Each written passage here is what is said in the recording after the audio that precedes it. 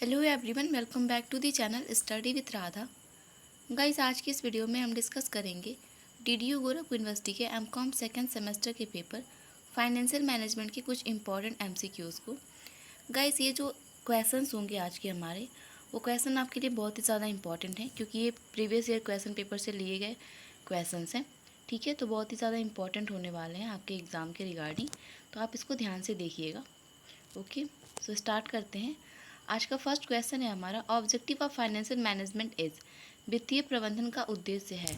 तो financial management का objective होता है वेल्थ मैक्सिमाइज करना। ठीक है, ऑप्शन नंबर बी हमारा करेक्ट हो जाएगा, वेल्थ मैक्सिमाइजेशन। नेक्स्ट क्वेश्चन है हमारा, maximisation of share holders wealth is reflected in, share धारक के धन का अधिकतमकरण से परिलक्षित होता है। तो इसे नंबर्स ऑफ शेयर होल्डर, जो शेयर होल्डर्स होते हैं उनकी संख्या से ही परिलक्षित होता है। ठीक है, तो ऑप्शन नंबर बी करेक्ट हो जाएगा, numbers of share holders.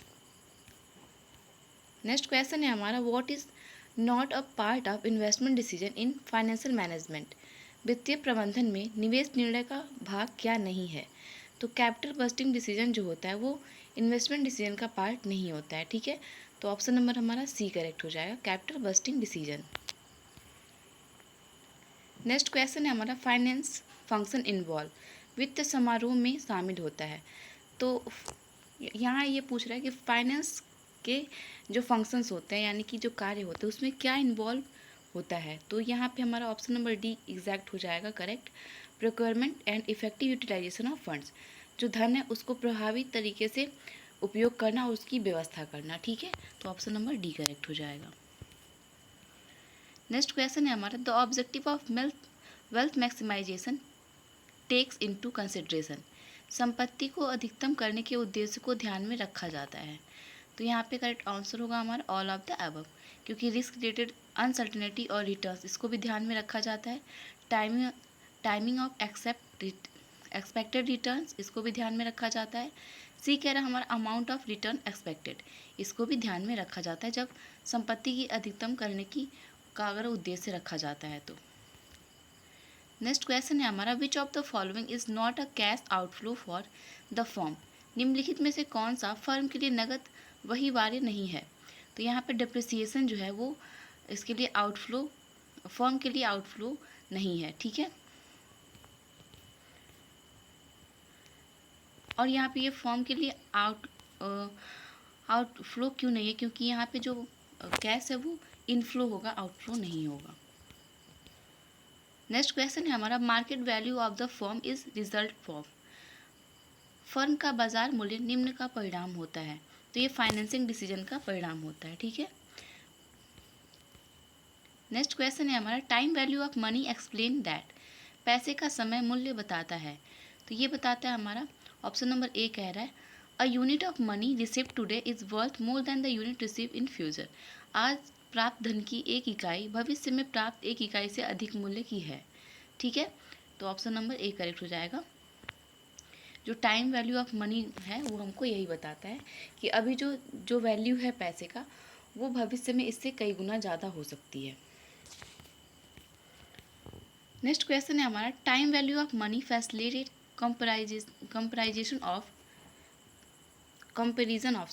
Comparison of cash flow occurring at different time periods by, पैसे का समय मूल्य अलग अलग समय अवधि में होने वाले नकदी प्रवाह की तुलना की सुविधा प्रदान करता है। तो यहाँ पे हमारा करेक्ट ऑप्शन होगा using either A and B, यानी कि ए और बी दोनों ऑप्शन को हम यूज़ कर सकते हैं। ऑप्शन ए कह रहा है हमारा compounding all cash flow to a common point of time, second कह रहा है हमारा discounting all cash flow to a common point of time. तो ये दोनों ही यूज हो सकता है। ठीक है, नेक्स्ट क्वेश्चन है हमारा, discounting technique is use of find out, discounting तकनीक का उपयोग पता लगाने के लिए किया जाता है। तो ये प्रेजेंट वैल्यू को पता लगाने के लिए किया जाता है। ऑप्शन नंबर सी करेक्ट हो जाएगा। नेक्स्ट क्वेश्चन है हमारा, time value of money is an important concept of finance because it takes into account, पैसे का समय मूल्य वित्त की एक महत्वपूर्ण अवधारणा है क्योंकि ये ध्यान में रखता है। तो ये risk, time, compound interest in सबको ध्यान में रखता है। तो ऑप्शन नंबर डी करेक्ट हो जाएगा, ऑल ऑफ द अबव।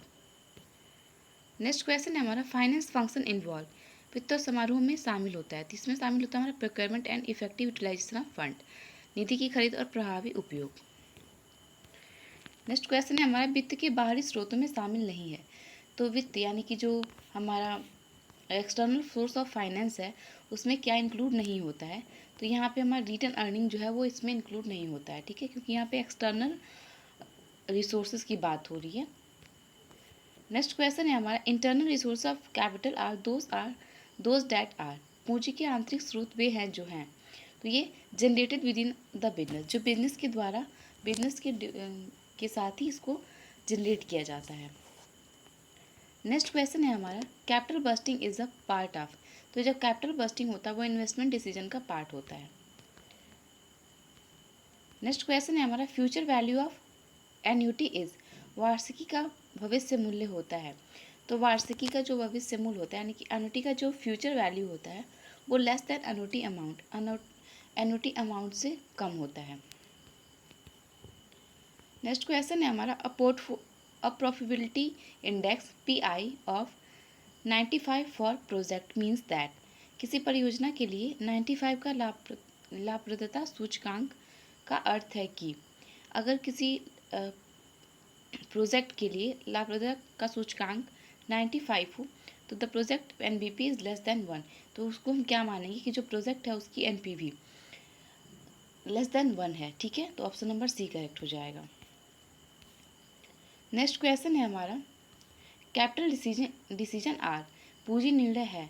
तो पूंजी निर्णय जो होता है वो रिजर्वेबल भी होता है, इरिजर्वेबल भी होता है और अनइम्पॉर्टेंट भी होता है। तो ऑप्शन नंबर D करेक्ट हो जाएगा, all of the above. Next question है हमारा which of the following is not use in capital budgeting, निम्नलिखित में किसका उपयोग पूंजी बस्टिंग में नहीं किया जाता है। तो यहाँ पे ऑप्शन नंबर C करेक्ट हो जाएगा हमारा net asset value method. Net asset value method का यूज हम कैपिटल बस्टिंग में नहीं करते हैं। नेक्स्ट क्वेश्चन है हमारा which of the following is not incorporated in capital budgeting, निम्नलिखित में से कौन सा पूंजी बस्टिंग में शामिल नहीं है। तो यहाँ पे रेट ऑफ कैश डिस्काउंट जो है वो पूंजी बस्टिंग में यानी कि कैपिटल बस्टिंग में शामिल नहीं है। नेक्स्ट क्वेश्चन है हमारा which of the following is not a capital budgeting decision, निम्नलिखित में से कौन सा कैपिटल बस्टिंग डिसीजन नहीं है यानी कि पूंजीगत बस्टिंग डिसीजन नहीं है। तो ये हमारा यहाँ पे दिया हुआ है option number A expansion programme. ये जो टाइप है हमारा ये जो पॉइंट है हमारा एक्सपेंशन प्रोग्राम, ये पूंजी बस्टिंग निर्णय में नहीं शामिल होता है। नेक्स्ट क्वेश्चन है हमारा capital budgeting decision are based on, पूंजीगत बजट निर्णय किस पर आधारित होता है। तो ये इंक्रीमेंटल कैश फ्लो पे आधारित होता है, इस पर बेस्ड होता है। नेक्स्ट क्वेश्चन है हमारा cash inflow from a project include, एक परियोजना से आने वाले नकदी प्रवाह में शामिल होता है। तो यहाँ पे ऑप्शन नंबर A भी करेक्ट हो जाएगा और B भी। तो यहाँ A कह रहा है टैक्स सील्ड ऑफ डिप्रिसिएशन और B कह रहा है आफ्टर टैक्स ऑपरेटिंग प्रॉफिट। तो ये दोनों ही स्टेटमेंट करेक्ट हैं, तो ऑप्शन नंबर D करेक्ट हो जाएगा, बोथ A एंड B।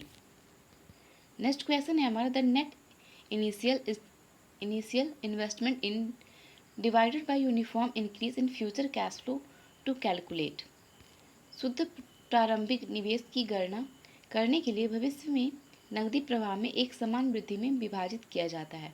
तो यहाँ पे ऑप्शन नंबर C करेक्ट हो जाएगा पे बैक पीरियड में, ठीक है। नेक्स्ट क्वेश्चन है हमारा the rate of return to cover risk of investment and decrease in purchasing power as a result of inflation in classified as, निवेश के जोखिम को कवर करने के लिए वापसी की दर और मुद्रास्फीति के परिणाम स्वरूप क्रय शक्ति में कमी को वर्गीकृत किया गया है। तो ये नॉमिनल रेट ऑफ रिटर्न के तहत वर्गीकृत किया गया है। तो ऑप्शन नंबर A करेक्ट हो जाएगा, nominal rate of return. Next question है हमारा accounting rate of return is based on, return की लेखा दर पर आधारित है। तो ये लाइफ ऑफ प्रोजेक्ट यानी कि जो प्रोजेक्ट होती है उसकी लाइफ कितनी है इस पर बेस्ड होता है, इस पर आधारित होता है।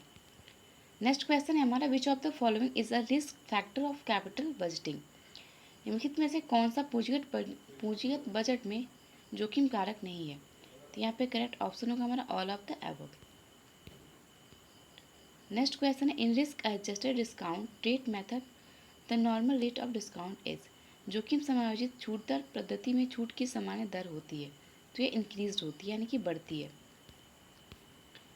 नेक्स्ट क्वेश्चन है हमारा, in case of risky project the requirement rate of return would generally be. जोखिमपूर्ण परियोजना के मामले में वापसी की आवश्यक दर आमतौर पर होती है, तो ये सेम एज फॉर अदर्स, यानी कि सेम होती है दूसरों की तरह से ही। नेक्स्ट क्वेश्चन है हमारा, which of the following assume that cash flow from a project are uniform throughout the life of project. निम्नलिखित में से कौन सा मानता है कि परियोजना में नकदी प्रवाह परियोजना के जीवन भर एक समान रहती है, तो ये मानता है हमारा नेट प्रेजेंट वैल्यू। ठीक है, तो आई होप आपको ये सारे क्वेश्चन समझ में आए हो। मिलते हैं नेक्स्ट वीडियो में कुछ और इंपॉर्टेंट क्वेश्चंस के साथ। Thank you, have a good day.